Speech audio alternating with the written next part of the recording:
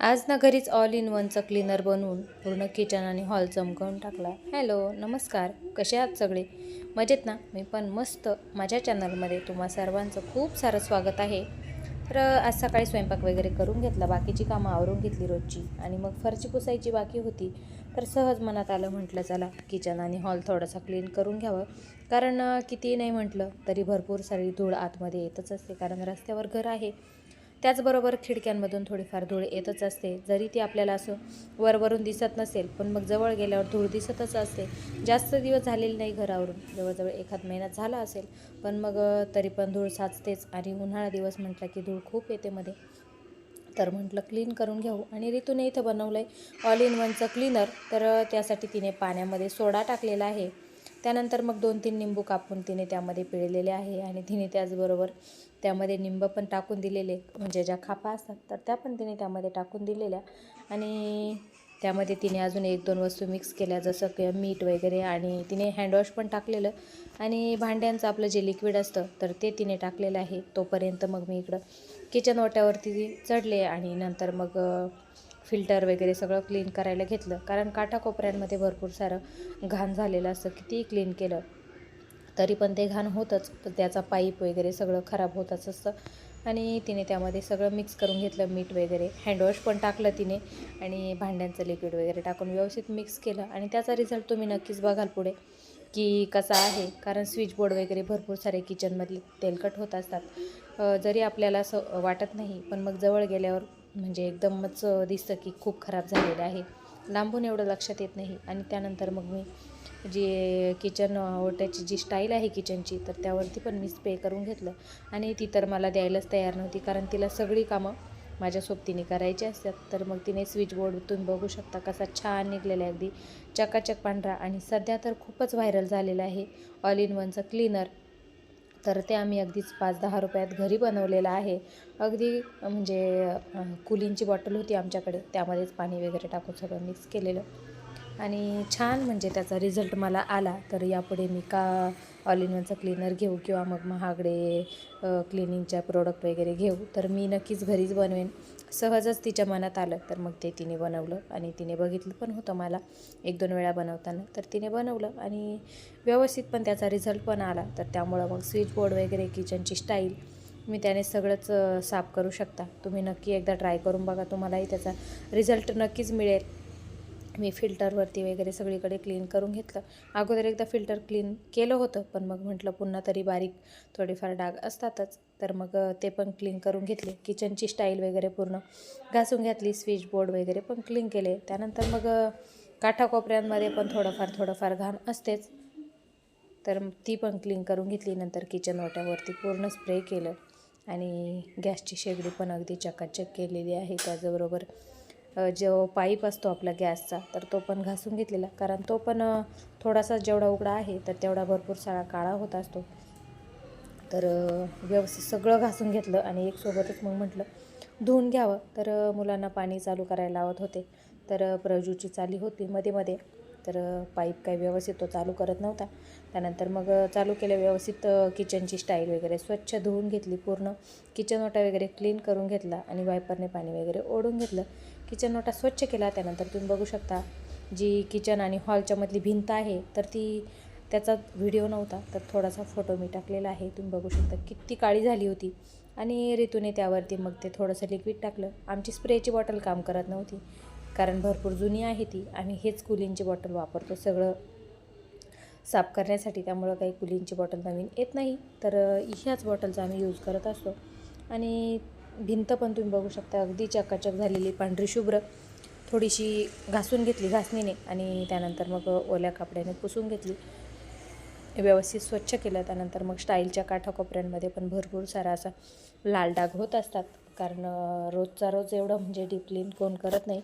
आणि काठाकोपऱ्यांमध्ये तेलकट किचनमध्ये तर जास्तीत जास्त होत असतं, ते साफ करायलाच लागतं, कारण फरची पुसताना एवढं पण स्वच्छ होत नाही.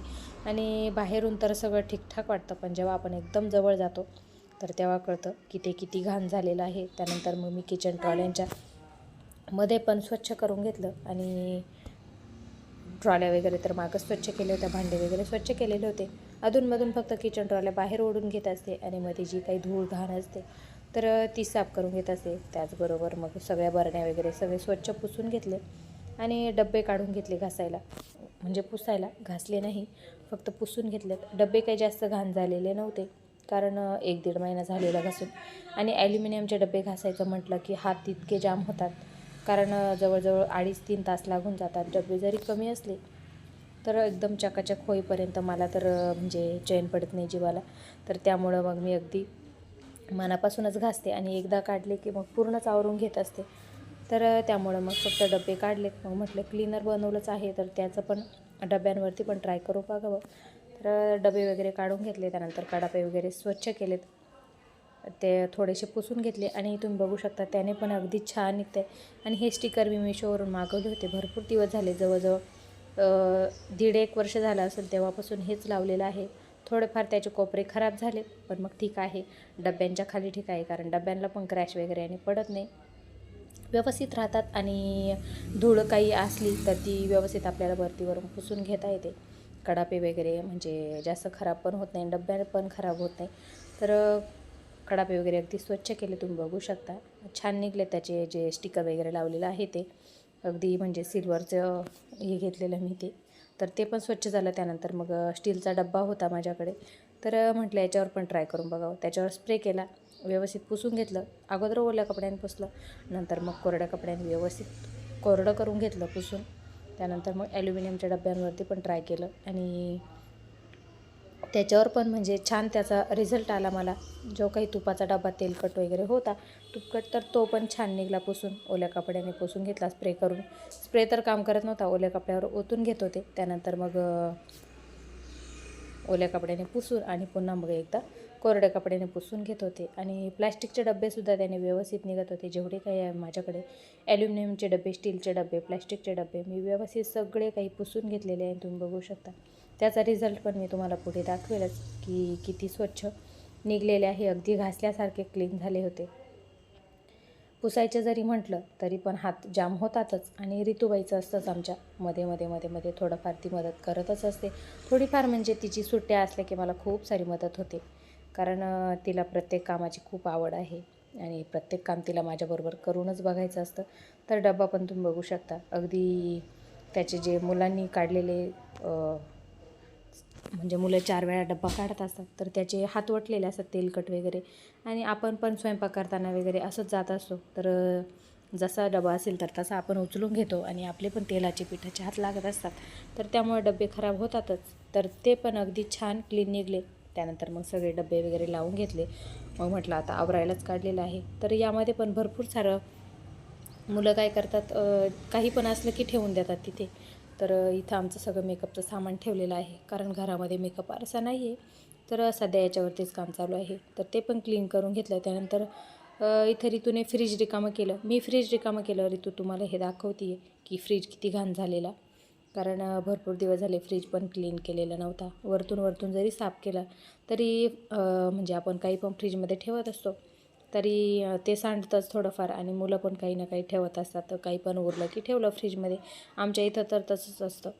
भाजी जरी ताटातली अर्धी उरली डिशमध्ये तर आमचा प्रजू ठेवून देतो आणि मग बाकी ते सांडू काही हो, दूध वगैरे थोडंफार सांडत असतं तर त्याच्याने खूप सारं खराब झालं होतं. तर ऋतूने त्यावरती निंबू व्यवस्थित म्हणजे रगडून घेतलं. त्यानंतर त्या क्लीनरनेच मग तिने ते क्लीन केलं. आणि मी पण इथं भांडे वगैरे सगळे स्वच्छ करून घेतले की फ्रीजचे, कारण ते पण सारखं काढायला होत नाही. भाजीपाला वगैरे रिकामा झाली का मग तेव्हाच क्लीन करतो. आणि तुम्ही बघू शकता फ्रीज पण छान निघालेलं आहे,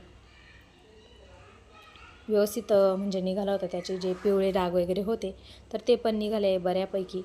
पूर्ण तर निघणार नाही कारण खूप सारं आता ते खूप दिवसांचे डाग झालेले, तर त्यामुळे एवढे पूर्ण निघले नाही, थोडे राहिलेलेच, पण मग बऱ्यापैकी निघलेले. आणि तुम्ही बघू शकता किचनवरती अगदी पसारा आहे, सगळीकडे पसाराच. कारण आवरायला काढलं म्हटलं की पसारा खूप होतो, पण मग काय करणार, आवरायला तर पाहिजे. पसाऱ्याच्या नावाखाली जर ठेवायचं म्हटलं तर मग खूप घर घाण होत असतं आणि मला तर ते आवडत नाही. तर त्यामुळं मग मी मधून आवरत असते. आणि थोडीफार क्लिनिंग म्हटलं करायलाच पाहिजे कारण मला तर घर नाही आवरलं तर मग अगदी असा आळस येतो घरामध्ये, खूप सारा आळस आल्यासारखं होतो. असं म्हणजे असं वाटतं की कुठलंच काम करायला नको, फक्त थकवा आल्यासारखं होत असतं.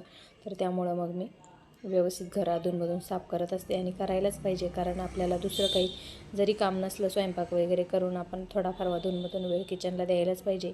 कारण किचन स्वच्छ असेल ना तर फ्रेश पण वाटतं किचनमध्ये यायला. तर त्यामुळं मग किचन मी स्वच्छच करत असते मधूनमधून. मला तर वेळ काढून मी किचन स्वच्छ करते. कितीही कंटाळा केला तरी एक दिवस असा काढते की मी तो पूर्ण किचनसाठीच देते.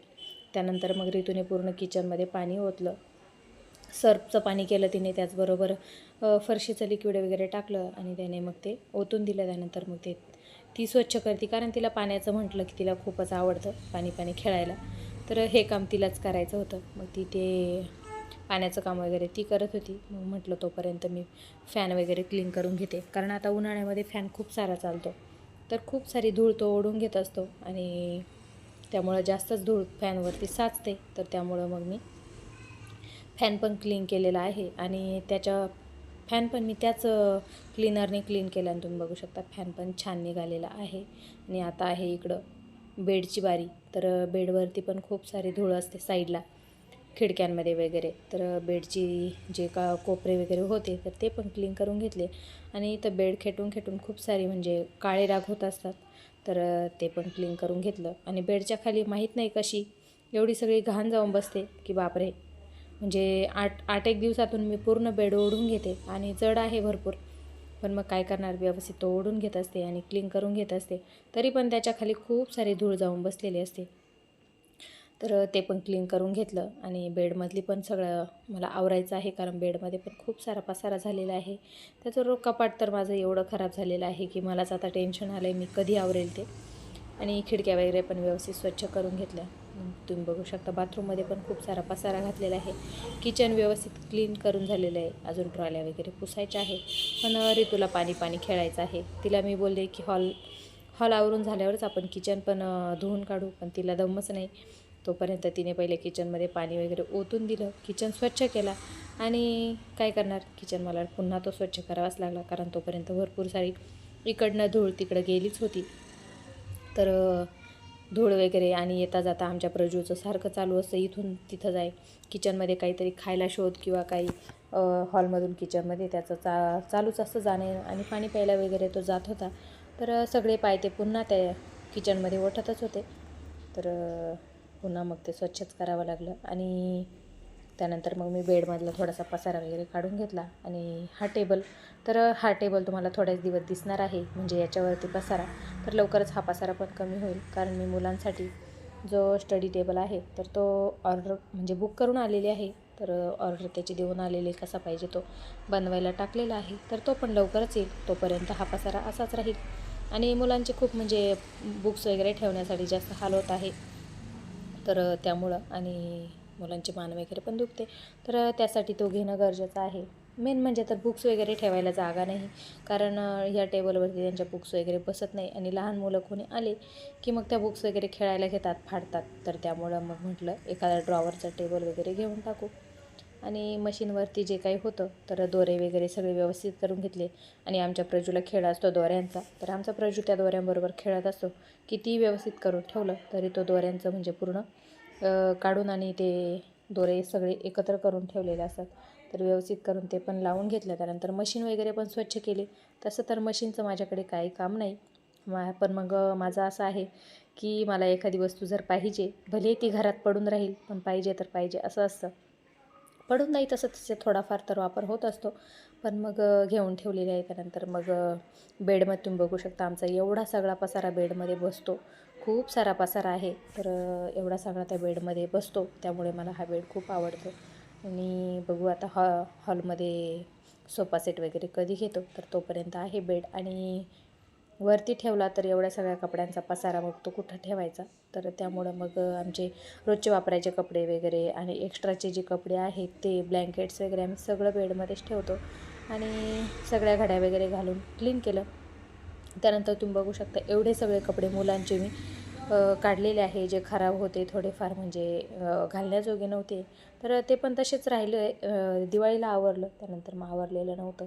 आणि थोडेफार फाटले किंवा असे खराब झालेले कपडे मग सगळे काढून घेतले, एक पिशवी भरून घेतली.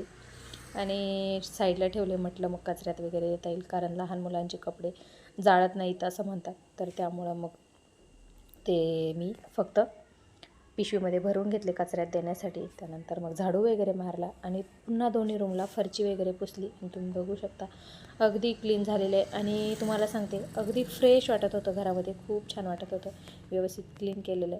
त्यानंतर मग जवळजवळ 3 सव्वा 3 झाले होते माझं काम आवरायला.